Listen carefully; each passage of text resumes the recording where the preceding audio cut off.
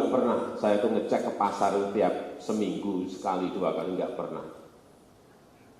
Karena kondisi dunia normal di periode pertama. Tapi sehabis COVID, ditambah perang Ukraina, setiap minggu saya pasti sekali 2 kali datangi pasar. Untuk apa? Ngecek betul. Telur naik enggak, daging ayam naik enggak, bawang putih naik enggak, beras naik enggak, bawang merah naik enggak, sayur naik enggak. Sehingga kalau tahu, secepatnya segera bisa dilakukan tindakan preventif.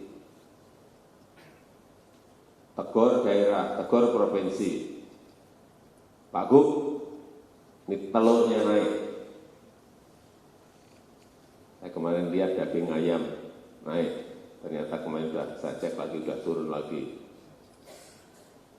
Nah, Bupati Bangli, misalnya inflasinya naik, inflasi naik, saya cek di bawah. Gimana? Ya Pak, misalnya, ini karena beras naik Pak, telur naik, oke, selesaikan. Mungkin distribusinya, mungkin pasokannya, mungkin suplainya.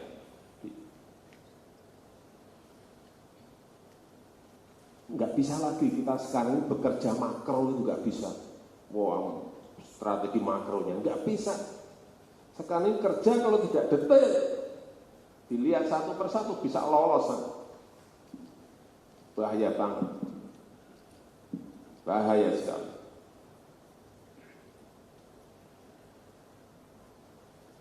Sekarang kita ngecek inflasi itu setiap minggu. Mendagri saya sudah cek semua. Provinsi, kabupaten, dan kota dicek semuanya. Yang inflasinya tinggi, langsung dipampang. Bupatinya atau gubernurnya atau wali kotanya kan mau tidak mau harus berusaha supaya minggu depan ini tidak ditayangkan lagi, dipampang lagi. Sekali lagi, bekerja sekarang ini harus kerja detail. Tidak bisa bekerja makronya saja. Makronya kita harus ngerti, mikronya kita harus juga ngerti, dan lapangannya kita juga harus tahu.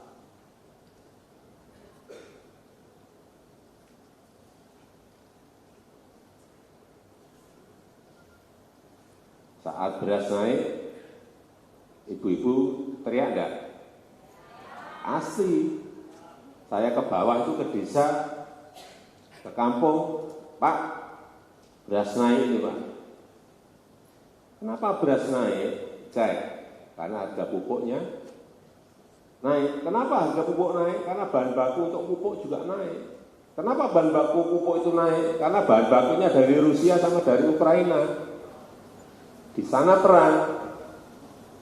Cari bahannya jadi sulit, rebutan semua negara, harga naik. Bahan bakunya, sehingga pupuknya juga ikut naik. Pupuk naik, hati-hati. Petani pasti berat menghadapi itu. Sehingga mau tidak mau, karena ongkos produksinya naik, harga berasnya ikut naik. Kan nggak mungkin kita tekan agar petani tetap jual murah. Kalau kos produksinya, biaya produksinya naik. Keseimbangan itu yang harus kita lakukan.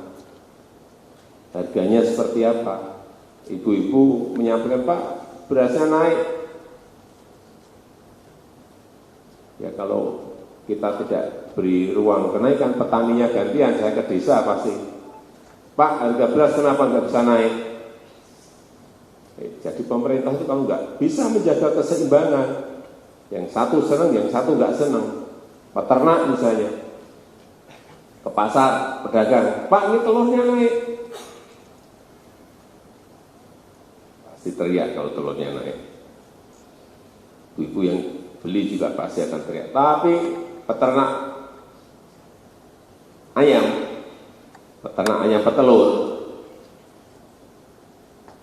kalau harganya jatuh dibuangi, sering kan? Buangi di jalan, protes. Kenapa dibuangi? Harganya jatuh Pak, rugi kita Pak.